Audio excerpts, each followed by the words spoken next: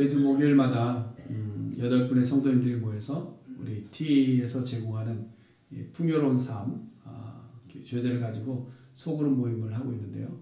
얼마나 은혜로운지 모릅니다. 너무나 열심히 하십니다. 너무 열심히 하시고 원래는 그냥 교재 내용은 한 1시간 정도인데 토론이 얼마나 치열하게 벌어지고 있는지 1시간 갖고 안 돼서 1시간 반에서 길게는 막 2시간까지 이렇게 모임을 가집니다. 이번에 함께하지 못하신 분들도 다음번에는 꼭 등록하셔서 저희 교회는 모두가 이 T성경 공부를 다 마칠 수 있기를 간절히 바랍니다. 이 소그룹 모임의 교재를 보면요. 첫 번째 페이지를 이렇게 열면 잘생긴 제 사진 같은 게 하나 있습니다. 그 남자가 자기를 소개할 때 이렇게 소개합니다. 나는 당신의 선생이며 친구입니다. 이렇게 소개하고 있어요. 그래서 T성경 공부의 특징을 이전에 오리엔테이션 할 때 제가 한번 말씀을 드렸는데 인도하는 사람이 선생이 되는 것이 아니라 누가 선생이 된다고 그랬죠? 누가 선생이 된다고 그랬죠? 목요일날 모시는 분들 누가 선생이다? 교재가 선생이다. 공부를 제대로 안 한 것 같아. 교재가 선생이다. 그래서 교재가 모든 것을 말씀하고 우리는 모여서 그것 가지고 이렇게 함께 나눕니다. 이것처럼 우리는 무엇을 배우고 우리가 성장해 가기 위해서는 반드시 누가 필요할까요? 선생이 필요합니다. 선생이 필요합니다.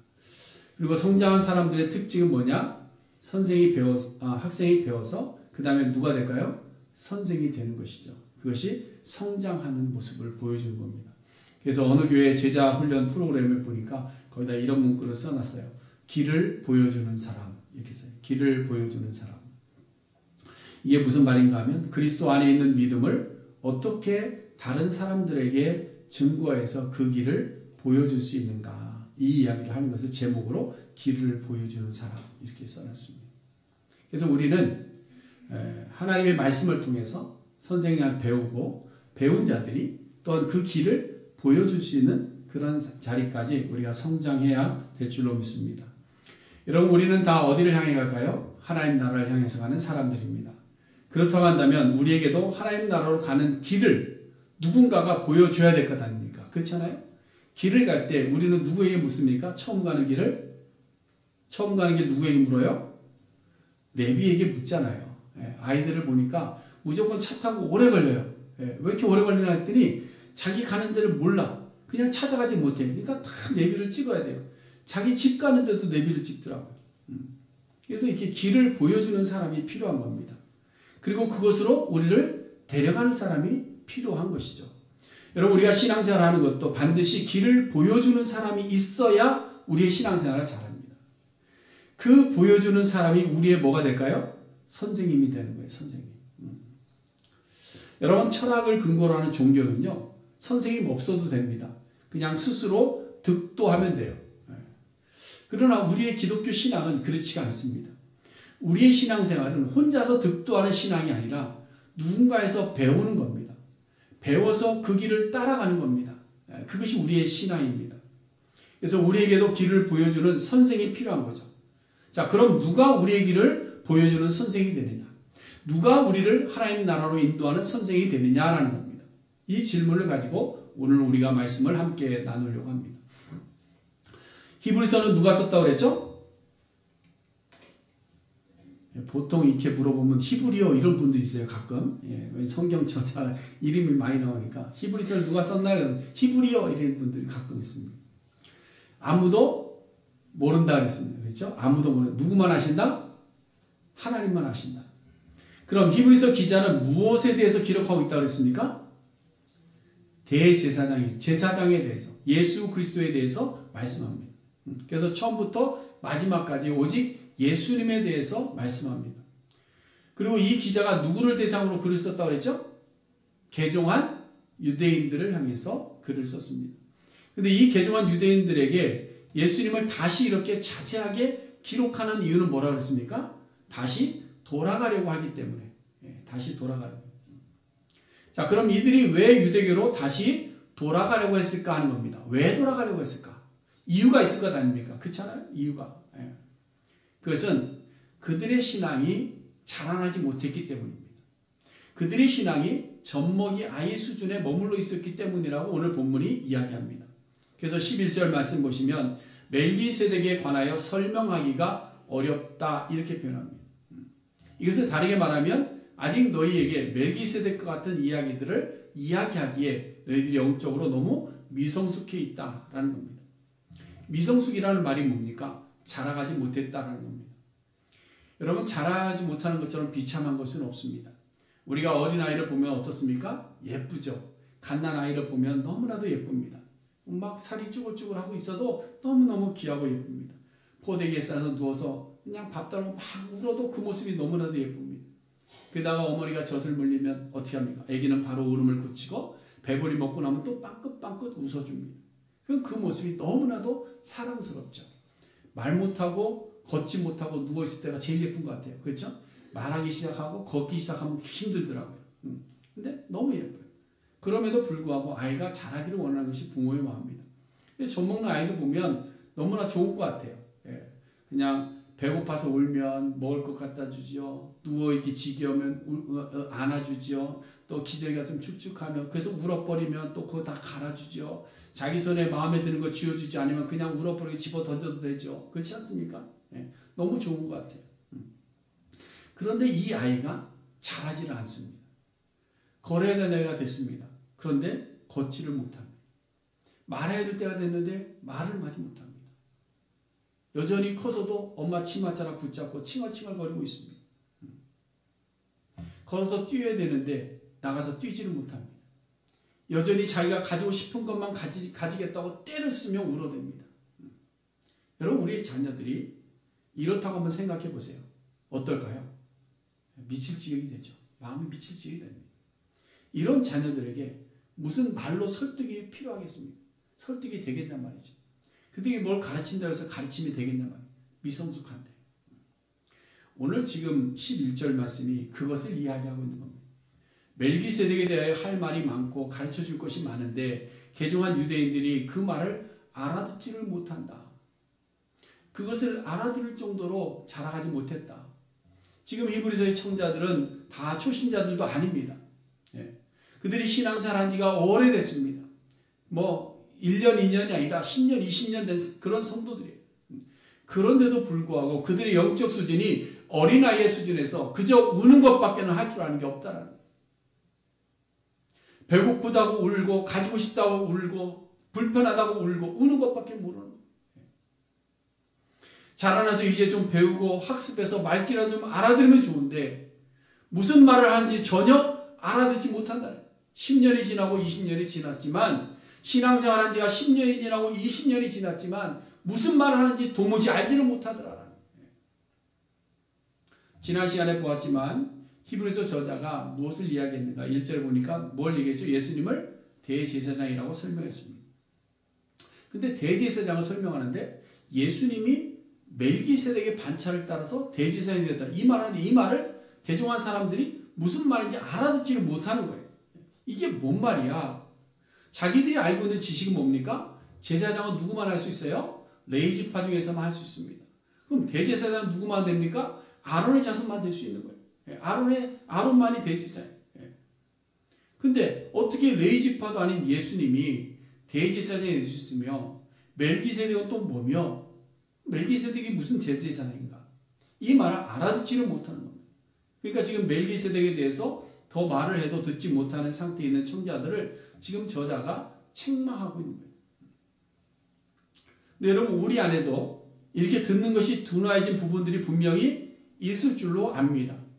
그것이 무엇인가 하면요, 우리가 이전에 알고 있던 도덕적인 기준과 어떠한 상식이 있는데 그 상식을 하나님의 말씀을 듣지만 그 상식 때문에 말씀을 이해하지를 못하는 거죠. 그렇죠? 우리가 알고 있는 지식 때문에 하나님의 말씀에 있는 진리를 보지를 못하는 겁니다. 이전에 갖고 있던 내 상식 때문에 하나님의 말씀이 그 말씀이 무슨 뜻인지를 전혀 이해하지 못하는 거예요. 앞에서 우리 T성경 공부 특징에 대해서 말씀드렸는데요. T성경 공부는 교재가 선생입니다. 그렇다고 한다면 우리의 신앙의 길을 보여주는 선생은 성경이죠. 그럼 성경이 우리의 선생이 되죠. 그럼 성경이 우리에게 가르쳐주고 있는 것이 뭔지를 잘 봐야 우리가 신앙의 여정을 걸어갈 수 있다는 거예요. 그렇지 않습니까? 성경이 우리에게 가르칩니다. 가르치는데 가르침을 잘 받아야 우리가 자라갈 것 아닙니까? 그렇잖아요? 근데 간혹 신앙생활을 선생을 통해서 배우고 인도하는 데 따라가기보다는 그저 자기의 경험과 자기의 지식과 자기의 전통적인 어떤 종교관과 자기의 고집 속에서 하나님의 말씀보다는 내 생각에 하나님을 만들고 내 생각에 신앙을 만들고 내 생각에 천국을 만들고 내 생각 속에 예수님을 만들어버리는 그런 신앙생활을 하는 자가 너무나도 많다라는 거예요. 여러분, 하나님의 말씀을 듣지 않는데 알 수 있을까요? 모르는 겁니다. 11절에서 둔하다라는 말의 의미는요, 뭐냐면 게을러서 별 관심을 두지 않는 모습을 이야기하는 거예요. 열의가 없는 겁니다. 말씀을 배우고자 하는 열의가 없는 거예요. 말씀을 읽고자 하는 열의가 없는 겁니다. 말씀을 내가 왜 배워야 돼? 그냥 주일날 가서 목사님 설교하면 그것만 잘 듣고 있으면 되지. 그게 아니라는 거죠. 여러분, 우리가 처음 전목이 신화일 때는 어떻습니까? 아는 것도 없어요. 성경 찾아볼래요? 찾아볼 수도 없어요. 모르는 부분이 너무 많아요. 무슨 말인지를 모르겠어요. 용어가 어려워요. 그렇기 때문에 젖먹이가 배고픔을 표현하듯이 웁니다. 나 이거 모르겠어요. 웁니다. 그러면 어떻게 할까요? 먼저 된 자들이, 지도자들이 언제나 가서 먹여주고 또 가르쳐주고 합니다. 근데 이러한 젖먹이 상태에서 아무리 시간이 지나도 변하지 않는 사람들이 있어요. 변하지 않는 사람. 왜냐하면 알고자 하지를 않는 겁니다. 성경이 말씀하고 있는 것을 이해하려고 받아들이려고 하지 않는 겁니다. 내 상식과 맞지 않는 것이라고 무시해버립니다. 여러분, 마태복음 14장에 보면요, 예수님께서 물고기 2마리와 떡 5개로 남자 5,000명을 먹이시고요 12광주를 거둔 사건이 하나 나옵니다. 근데 한 장 더 나가면요 똑같은 사건이 또 나옵니다. 거기 보면 물고기 2마리와 떡 7개를 가지고 몇 명을 먹였을까요? 4,000명을 먹이시고 몇 광주를 거뒀어요? 7광주를 거두는 사건이 또 나왔어요. 그런데 그 다음 장 16장으로 넘어가 보면 예수님께서 제자들을 책망하시는 장면이 16장에 바로 이어서 나옵니다. 예수님께서 말씀하십니다. 바리새인과 사두개인들의 누룩을 조심해라. 그랬더니 제자들이 엉뚱하게 뭘 걱정했어요? 떡이 없음을 걱정합니다. 예수님께서 떡 달라고 그러시는가 보다 이 걱정하고 있는데 우리의 떡이 없는데 이미 2번이나 경험했습니다. 그럼에도 불구하고 떡이 없는 것 때문에 수군거리고 있는 거예요. 그래서 예수님께서 제자들에게 말씀하신 게 뭐냐? 너희가 어찌 아직도 깨닫지 못하느냐? 어찌하여 아직도 이렇게 둔한 자처럼 살아가고 있느냐? 이 말씀을 하고 있는 거예요. 오늘날에도 성경은 하나님의 나라를 말씀하고 있습니다. 그런데 우리는 여전히 신앙생활 아무리 오래 해도 하나님의 나라를 말씀하는 것 듣기보다는 이 땅을 어떻게 살까만 걱정하고 살아가는 거예요. 이 땅에서 잘되고 이 땅에서 형통하기만 구하며 울고 불고 하는 거예요. 하나님 나 이거 채워주세요. 하나님 나 이거 채워주세요. 하나님 나 이거 고쳐주세요. 이거에만 관심이 있는 거예요. 하나님의 나라에 대해서 관심이 없는 거예요. 여러분, 성경은 고난을 통해서 순종을 배우라고 말씀합니다. 근데 우리는 고난이 없는 육체적인 만족과 받을 복을 계수하고 있는 거예요. 이게 뭐냐? 둔화해진 거예요. 둔화해진 거. 우리의 신앙이 자라나지 못하면 성경을 통해서 하나님의 말씀을 배우지 못하고 여전히 울며 떼쓰는 것을 만족합니다. 그러면 어떻게 되느냐? 시험이 오고 환난이 닥칩니다. 그럼 어떻게 할까요? 그냥 버리고 도망가는 거예요. 그냥 버리고 도망가는 거예요. 그러나 우리는 인내함으로 온전해지고 온전한 사람으로 그리스도의 장성한 분량까지 자라가야 되는 겁니다. 자라가야. 그럼 그 자라가는 것이 어떻게 우리를 알 수 있는가? 우리가 선생이 될 수 있는 자리까지 자라가야 돼요. 선생이 될 수 있을 때까지. 12절 말씀해 보세요. 12절에 때가 어떻게 됐다? 오래되었으므로. 이게 무슨 말이에요? 이미 믿음 생활한 지가 오래되었다는 겁니다. 그럼 어떻게 되어 있어야 된다고 그랬어요? 너희가 마땅히 뭐가 된다? 선생이 되었을 터인데 근데 지금 어떻게 되어 있다는 거죠? 너희가 다시 하나님의 말씀의 초보에 대하여 누구에게서 가르침을 받아야 될 처지가 되었다. 이 말을 다르게 이야기하면 신앙생활을 20년, 30년 했는데요. 지금도 예수가 누군지를 몰라서 다시 예수가 누군지를 다른 사람을 통해서 들어야만 예수를 안다는 거예요. 그 지경까지 된 것이 뭐냐? 우리가 아직까지 젖먹일 수준이다. 그러니까 하나님의 말씀에 고난을 이야기하고 순종을 이야기하고 희생을 이야기하고 하나님의 나라를 이야기함에도 불구하고 이 단단한 음식을 먹지 못하니까 젖이나 달라고 젖 먹는 상태에 머물러 있다는 거예요. 여러분, 아는 것이 없다라는 뜻이 아닙니다. 선생이 되어야 한다는 것은 가르치는 위치에 있어야 된다는 거예요. 전하는 자가 되어야 된다는 거예요. 전하는 자.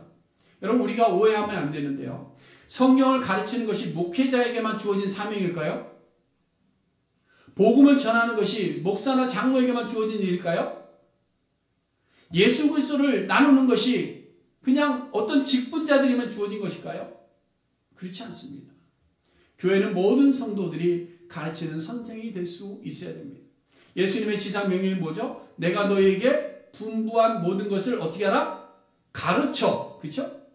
내가 너에게 분부한 모든 것을 누구에게? 다른 사람에게 믿지 않는 자에게 가르쳐 그들로 하여금 지키게 하라.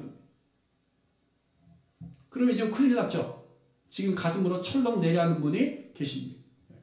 아, 큰일 났다. 나는 뭘 가르치지? 우리가 지금 성경 시험을 봐서 하늘나라 들어간다면 우리 몇 점 받을까요? 몇 점 받을 자신 있으세요? 성경 시험 보면.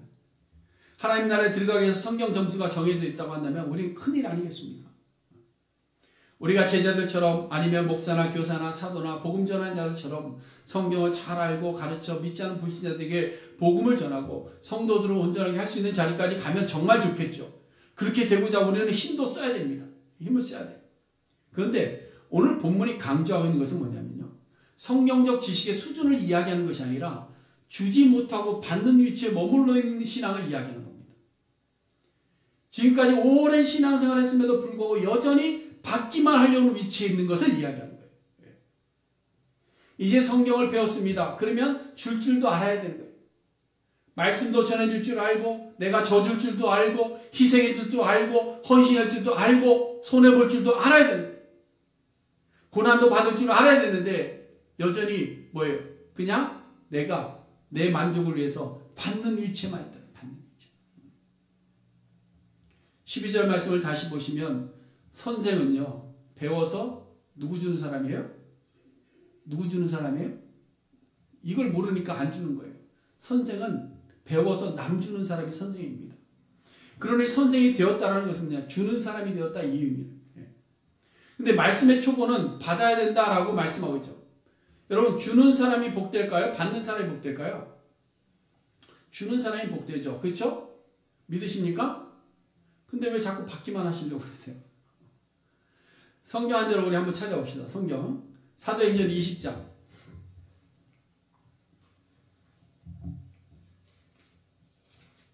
사도행전 신약 사도행전 20장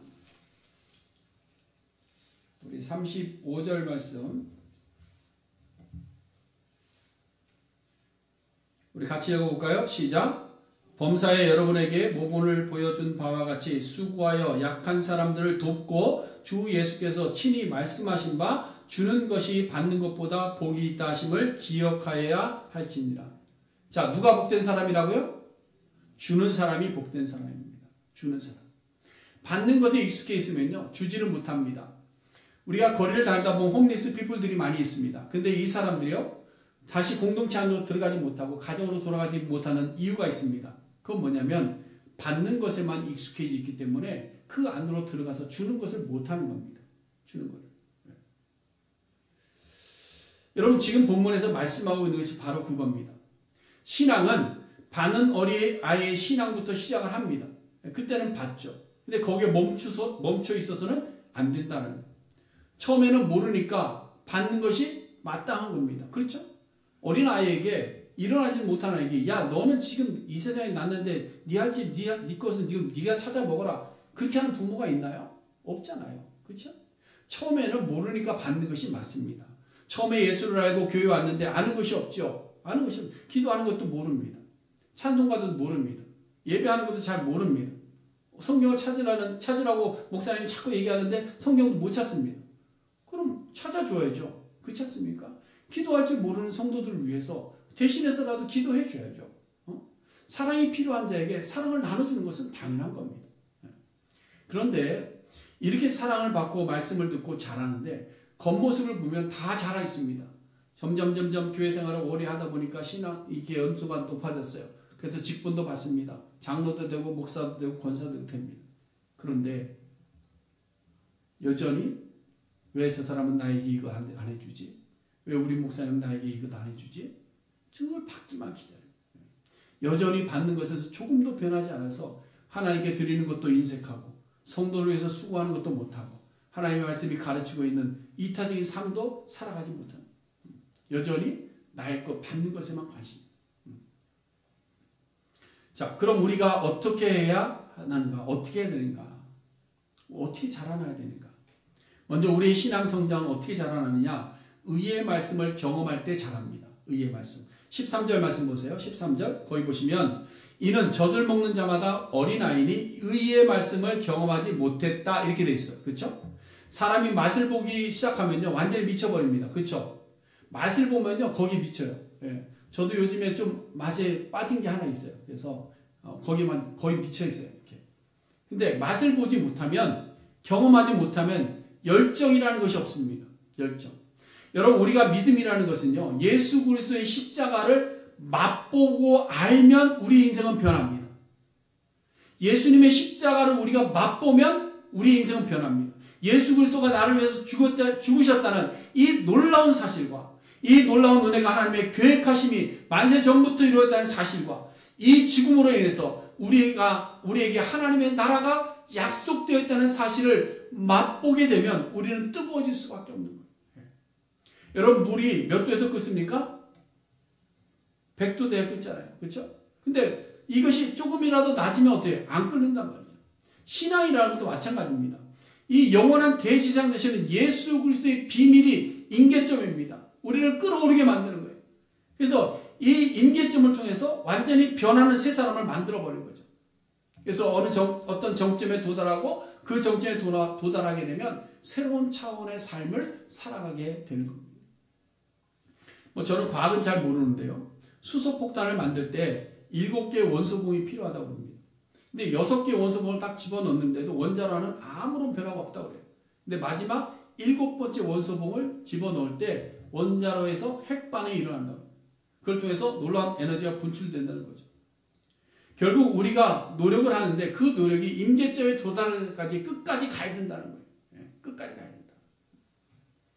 그 장사의 분량에 이르게 되면 예수 그리스도의 놀라운 은혜를 우리가 알게 되면 대제사의 놀라운 은혜를 우리가 깨닫게 되면 그 예수를 영접하게 되면 우리의 신앙은 우리의 삶은 변할 수밖에 없다. 우리의 죄를 해결하시려고 십자가 제물이 되어오신 예수 그리스도가 우리의 마음에 채워지게 되면 우리는 뜨거운 열정으로 불타게 될 줄로 믿습니다. 우리의 신앙은 영적으로 자라나게 될 겁니다. 우리의 신앙이 뜨겁지도 않고 차갑지도 않은 상태에 머물러 있게 된 것은 결국 뭐냐? 예수 그리스도가 온전히 내 마음을 지배하지 못하고 있기 때문에. 여러분 우리가 성경을 알 만큼 알고 신앙생활도 익숙해져 있습니다. 종교적인 언어도 잘 쓸 줄 압니다. 교회 안에서 해야 될 일과 하지 말아야 될 일도 구분할 줄 압니다. 그런데 여전히 우리의 신앙이 젖을 먹는 어린아이에 머물러 있는 것은 복음에 대한 확신, 예수 그리스도에 대한 확신이 없기 때문이고 두 번째는 하나님의 말씀이 우리의 삶에 익숙하지 않기 때문입니다. 여러분 하나님의 말씀을 신앙생활을 오래 하다 보면요. 하나님의 말씀이 내 삶에서 익숙해져야 됩니다. 익숙해져요.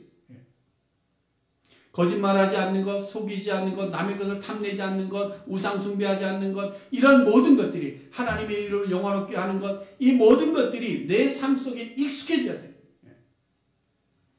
의의 말씀을 경험하는 것이 바로 그겁니다. 그래서 의의 말씀을 경험하기 위해서는 우리가 그 말씀에 대한 분명한 확신이 있을 때 가능해요. 그저 우리가 하나님의 말씀을 두리뭉실하게 아는 것으로 안 됩니다. 그저 하나님이 계시다, 하나님이 창조하셨다, 이걸로 되는 것이 아닙니다. 우리가 의의 말씀을 분명하게 경험할 수 있을 때에 우리의 삶이 변합니다. 이렇게 우리가 하나님의 말씀에 확신하지 못하고 두리뭉실하게 아는 것을 머물러 있으면 굉장히 위험합니다. 왜 위험하냐? 우리가 하나님의 말씀을 바로 알지 못하면 진리를 보지 못합니다. 진리를 보지 못하면 하나님을 거스르는 자가 되고 맙니다. 이스라엘 백성들이 그랬어요. 예레미야 선지자가 예레미야 6장 10절에서 이렇게 말합니다. 여호와의 말씀을 그들이 자기에게 욕으로 여기고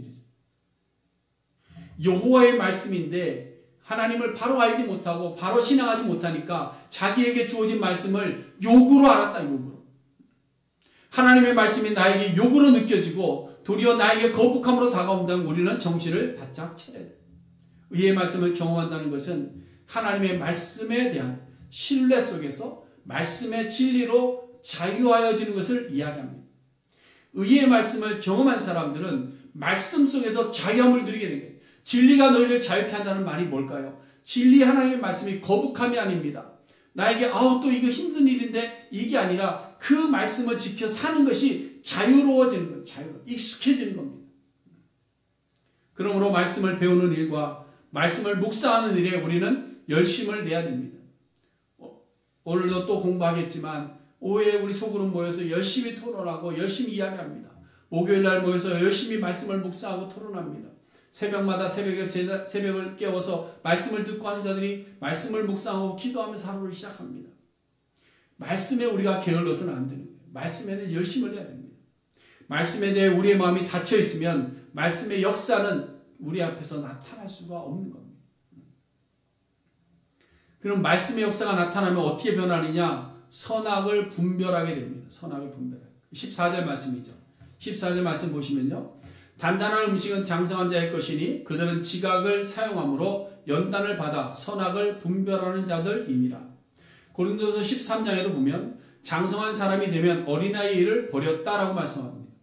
이것을 오늘 본문 14절과 연결해서 생각해보면 이런 겁니다.